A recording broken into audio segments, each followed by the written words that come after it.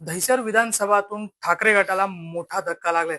गोसालकर परिवारमधून एक सदस्य आता मशालला जय महाराष्ट्र करून भाजपचा कमल हाती घेतलेला आहे. तेजस्विनी गोसालकर यांनी आज सकाळी 10 वाजता पक्ष प्रवेश केलेला आहे अमित साटम यांच्या नेतृत्वात. मात्र आपल्यासोबत बोलण्यासाठी त्यांचेच सासरे आपण आपल्यासोबत बोलण्यासाठी आहेत. विनोद गोसालकर आहेत, ज्यांनी अजूनही शिवसेनेत आहेत. त्यांनी थेट आपल्याशी बोलणार आहेत.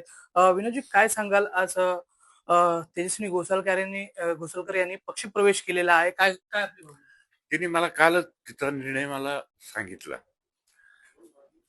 आमच्या कुटुंबामध्ये खूप चर्चा झाली आणि चर्चेनंतर तिने सांगितलं, डॅडी मी निर्णय घेतलेला आहे. आता निर्णय घेतल्यानंतर मी ती कल्पना माननीय उद्धवजींना दिली असंच आहे आणि आज तिचा प्रवेश झालेला आहे. त्याच्यावरती मी प्रतिक्रिया देऊ इच्छित नाही. ह्या क्षणाला तर देऊ इच्छित नाही. आपण तेजस्विनी गोसाळकरशी जेव्हा बोललो या संदर्भात आणि अभिषेकच्या विषयी देखील चाललं होतं, त्यानंतर त्यांना पक्षाकडून देखील असं काही मदत भेटली नाही असं देखील त्यांचं सांगण्यात येत होतं. असं असं ती बोललेली नाहीये. ती केकच्या संदर्भात बोलली. मी पण ऐकली तिची इंटरव्ह्यू.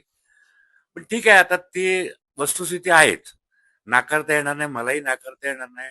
तो आमच्या कुटुंबावरती दुर्दैवी प्रकार होता आणि त्याच्यामध्ये राजकीय यांनी प्रेरित होतून झालं होतं, की असं काही नाही की कुठली चुकीची आम्ही गोष्टी केल्या म्हणून ते झालं.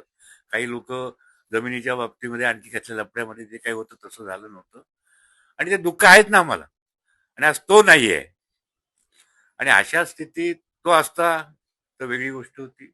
आज तो नसताना मी तिच्यावर दबाव आणू शकत नाही आणि त्याच्यावरती प्रतिक्रिया पण देऊ इच्छित नाही. असं देखील सांगण्यात येतं स्थानिक पातळीवर, की घरात देखील मतभेद होती आणि आमदारकीच्या जेव्हा निवडणूक होती त्यावेळी देखील उद्धव ठाकरेंकडून त्यांना तिकीट देण्यात आलं होतं, असं देखील चर्चा होत आहे त्याबद्दल. त्याबद्दल तिने स्पष्ट सांगितलं होतं की डॅडी आमदार व्हावे ही अभिषेकची इच्छा आहे, तेव्हा आम्ही डॅडीनाच उभं करणार. आता काय शेवटी मला आजचं राजकारण म्हणजे घरापर्यंत नाही बेडरूम पर्यंत चाललंय आणि बदनामी करण्याचं हे षडयंत्र हे काही लोकांनी ते एक त्यांचा मार्ग पकडलाय. एक तर सरळ मागायचं, घरातली काहीतरी कारण नसताना बदनामी करायची. पण आम्ही आता ह्या क्षणाला आम्ही एकत्र आहोत आणि आमच्या घरात मतभेद नाहीये. मी तिला सून मानत नाही, ती मला मुलगी मानतो आणि आमचा व्यवहार तसाच आहे. काही दिवसापूर्वी त्यांच्या सहकार्यावर देखील खंडणीचा गुन्हा दाखल झाला होता आणि हे कुठे ना कुठे राजकीय दबाव दिसून येत आहे का? नाही नाही, राजकीय दबाव नाही. तो तर एक तो बघा, आमच्या तिच्यावरती आणि माझ्यावर आतापर्यंत 3 केसेस झालेल्या आहेत. स्विमिंग पूल आम्ही बांधलं. स्विमिंग पूलचं उद्घाटन 1 वर्षानंतर बोर्ड लावलं आणि खासदार स्थानिक आमदारांनी केलं आणि मला ह्या संस्थेला मला ते स्विमिंग पूल चालवायला मिळाले. मला म्हणजे वैयक्तिक नाही, ही दहशत स्पोर्ट फाउंडेशनच्या नावाने आम्ही ते चालवण्यासाठी मेंटेन तर आमचा स्पोर्ट क्लब आहे आणि स्विमिंग पूल हा स्पोर्टचा एक भाग आहे.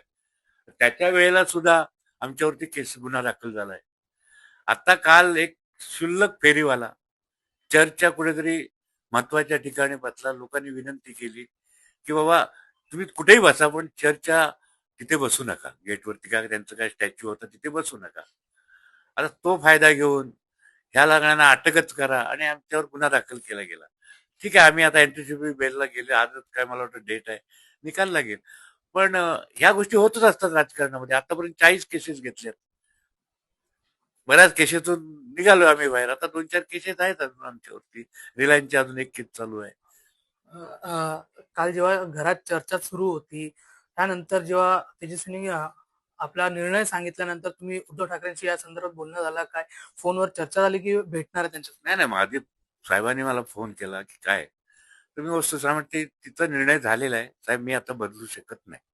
ते साहेबांनी मला जे काय सांगायचं ते सांगितलं आणि पुढची थोड्या दिवसात आता भेटेन त्यांना आणि पुढचा निर्णय काय पुढे काय करायचं ते आणि त्यांचं मार्गदर्शन करून घेईन मी.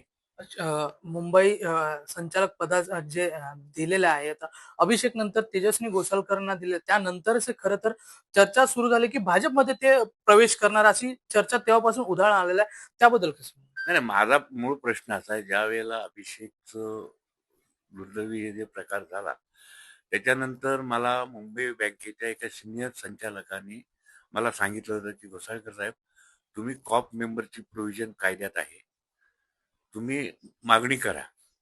अर्थात त्या जागेवरती सून जाणार असेल मुंबई बँकेचे संचालक म्हणून साहजिक, राजकारण म्हणून नाही, कारण तिलाही काहीतरी आत्ता नंतरच्या काळामध्ये बिझी राहावं आणि हे सगळं विसरावं. आणि म्हणून मी त्यावेळेला मी मुंबई बँकेकडे असंही सांगितलं की तुम्ही निवडणूक लावा, आम्ही तयार आहोत लढायला, किंवा माझ्या सुनेला तुम्ही कॉप करा. तो निर्णय घ्यायला त्याने वेळ लावला आणि तो निर्णय घेण्यानंतर आता ह्या गोष्टी झाल्या त्या मी मान्य करतो, पण तसा काही त्याचा संबंध लावणं लागूही शकतो, पण आम्ही त्या हेतूने केलं नव्हतं. शेवटचा प्रश्न आहे. तुम्ही भावूक देखील झालेले आहेत. आज घरातून एक व्यक्ती इतके वर्ष राजकारणामध्ये असताना आज इतर पक्षामध्ये गेले, तुम्ही त्याबद्दल एकदम भावूक झाले का? कोणी काय निर्णय घ्यायचा तो त्यांचा प्रश्न असतो, आणि ह्या राजकारणामध्ये अनेक कुटुंबात निर्णय झालेले आहेत. त्याच्यामध्ये भावूक होण्याचा प्रश्न नाही. प्रश्न आम्ही कुटुंब म्हणून एकत्रच राहणार, कारण तेजस्वी तर आहेच, पण दोन नातू आहेत, असं आहे. अ, आज संध्याकाळी 4 वाजता पत्रकार परिषदेत आहे निवडणूक आयोगाचा. त्यानंतर हे सगळं महानगरपालिकेच्या जे निवडणूक तोंडावर असताना हे पक्षप्रवेश झालेला आहे. नेमकं काय वाटतं आपल्याला? नाही ना, आता ह्या सगळ्या गोष्टी शेवटी 40 वर्ष शिवसेनेचं काम केलंय, शिवसेनेसाठी कष्ट केलेत, मलाही शिवसेनेने खूप दिलंय. अजून मला आता मी ह्या क्षणाला